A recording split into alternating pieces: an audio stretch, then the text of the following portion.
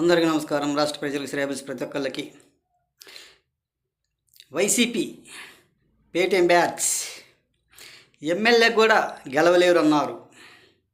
ఇప్పుడు చెప్పండి రాబాయ్, what to do what not to do.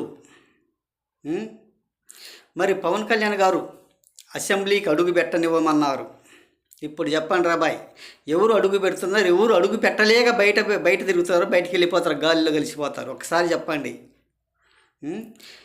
మరి చిటికిని వేళ్ళ మీద వెంట్రుక కూడా పీకలేరు అన్నారు. ఇప్పుడు ఎవరు పీకుతున్నారు, ఎవరు పీకాలి వెంట్రుకలు? మీ వెంట్రుకలు మీరే పీకుతారు. ఆ పీకే కార్యక్రమం ఏదో మీరే మొదలుపెట్టుకొని మీరే పీకండి. అవతల వాళ్ళకి కూడా కావాలంటే మీరు కూడా పీకండి. ఒకసారి ఆలోచించండి. మీ పరిపాలన అంతా ఒక చెత్త పరిపాలన. ఒక్కసారి ఆలోచించండి. మీ పరిపాలన ఏ విధంగా ఉన్నారో, మీ నోటి దుడికి ఏ విధంగా ఉన్నారో, నోటి మాట ఏ విధంగా ఉన్నారో ఒక్కసారి ఆలోచించి చెప్పండి రాష్ట్ర ప్రజలకు. అసెంబ్లీలో అడుగు కూడా పెట్టనివ్వము అన్నారు. ఇప్పుడు ఎవరు పెట్టనీయకుండా చేస్తున్నారో ఒక్కసారి ఆలోచించండి. కానీ ప్రతిపక్షంలో కూర్చునే అర్హత కూడా లేకుండా చేశారు. ఒకసారి ఆలోచించండి. రోజా గారు జగన్ ఎల్లు మీద వెంట్రుక కూడా పీకలేరన్నావు. ఆ పీకే కార్యక్రమం మీద మీరే పీక్కోండి తల్లి.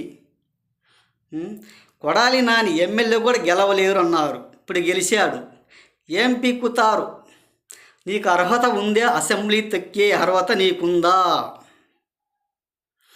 నువ్వు కౌంటింగ్ హాల్ నుంచి నువ్వు పారిపోయావు, మధ్యలోనే పారిపోయావు. నా ఓటమి పాలైపోతున్నాను, నా వల్ల కాదు, ఓడిపోతున్నాను అన్నాడు. ఇప్పుడు దానికి సమాధానం చెప్పే దమ్ము ధైర్యం ఉందా కొడాలి నాని?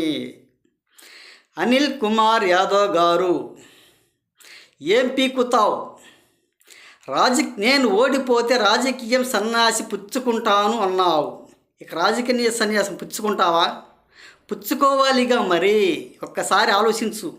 రాజకీయ సన్యాసి పుచ్చుకోవాలి. తొడలగొట్టావు, మీసం మేలేసావు. అసెంబ్లీలో పవన్ కళ్యాణ్ గారిని అడుగు పెట్టనివ్వమన్నారు. ఇప్పుడు ఎవడు పెడుతున్నారు, ఎవడు పెట్టడం లేదు? ఒక్కసారి ఆలోచించి చెప్పండి. మీ పరిపాలన, మీ నోటి దుడుకు ఏ విధంగా ఉందంటే అనేక రకాలుగా ఉంది. అంబడి రాంబాబు గారు మీరు కూడా అన్నారు. మీరు ఇప్పుడు ఏం చేస్తారు? మీరు డ్యాన్సులు వేసుకోవటం, రాసలీల చేయటం, కన్యా సుకన్యతో సింధులేయటం తప్ప దేనికి పనికిరావు, పనికొచ్చేవాడివి కాదు. మరి పవన్ కళ్యాణ్ గారు 4 పెళ్ళిళ్ళు వేసుకున్నాడు. 4వ భార్య అన్నారు. ఆ 4వ భార్య ఎవరు, ఏమిటి? తమరే కదా. ఒకసారి ఆలోచించండి. మరి ఆయన 4వ భార్య చేసుకున్నాడు. 3 భార్యలలో 4వ భార్యలో వంచనను రాష్ట్ర అభివృద్ధి చేయలేకపోయింది. ఒక సిపిఎస్ రద్దు చేయలేకపోయింది. రాష్ట్రాన్ని అప్పులలో నెట్టేసింది. ఒక్కసారి ఆలోచించండి. మీ నోటి దుడుకు, మీ పని వలన, మీ బుర్ర తక్కువ పనికి మాలిన ఎదవల్ల ఈ విధంగా రాష్ట్రం దరిద్రపట్టి ఒక ప్రతిపక్షంలో కూడా లేకుండా పోయారు. కాకపోతే నువ్వు ఒక సాధారణమైన ఒక ఎమ్మెల్యేవి, కానీ అసెంబ్లీకి అడుగుపెట్టే అర్హత నీకు లేదు.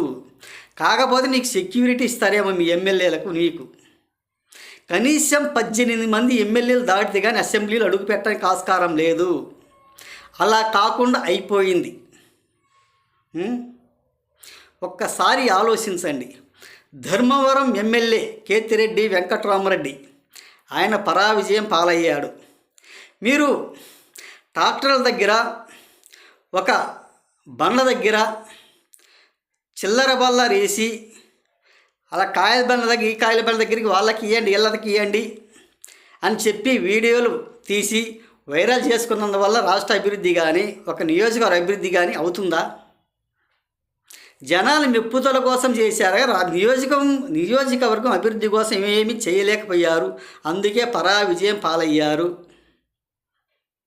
ఒక్కసారి చెప్పండి కేతిరెడ్డి వెంకట్రామరెడ్డి గారు.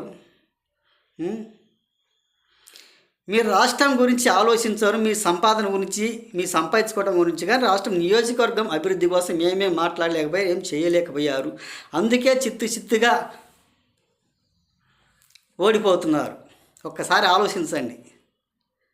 ఆ?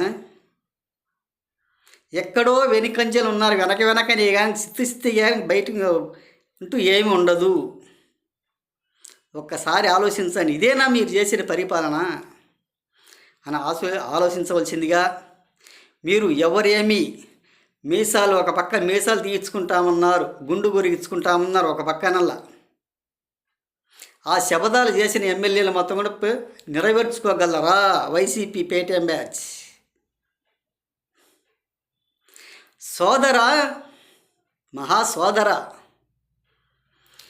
జగన్మోహన్ రెడ్డి గారు వైసీపీ పరిపాలన వస్తుంది, అధికారంలోకి వస్తుంది, విశాఖపట్నం చేస్తున్నారన్నావు. ఇప్పుడు ఎక్కడ చేస్తున్నావు? ఎక్కడున్నావు సోదరా? ఏం చేస్తున్నావు సోదరా? ఏమైపోయావు సోదరా? తగ్గేదేలే. అమరావతి రాజధాని, ప్రమాణ స్వీకారం అమరావతిలోనే. ఒక్కసారి చెప్పండి, అవునా కాదా? ఏమైపోయి ఎట్టుపోయారు? ఈ నోటు దుడుకు వలన, ఈ శబ్దాల వల్లనే, ఈ మీసాలు మెల్లయటం వల్లనే రాష్ట్రం దరిద్రం పట్టించేటట్టుగా చేశారు. రాష్ట్రం అభివృద్ధి కోసం మాత్రం పాటు పడలేదు. రాష్ట్ర అభివృద్ధి అంటే మీరు నోచుకోలేదు. ఒక్కసారి ఆలోచించండి ఈ సైకోతనాన్ని అని తెలియజేస్తూ, మీ శబదాలన్నీ నెరవేర్చుకోండి. మీరు చేసిన పనితనం వలన రాష్ట్రం దరిద్రం పట్టిదట్టుకు చేశారు. ఒక్కసారి ఆలోచించవలసిందిగా. ఇక తడవకు మళ్ళీ ఇటువంటి నోటి దుడుసు మాటలు, ఒక పనికి మాలిన మాటలు మాట్లాడకూడదు. ఒకసారి ఆలోచించుకోవాల్సింది కోరుచున్నాను.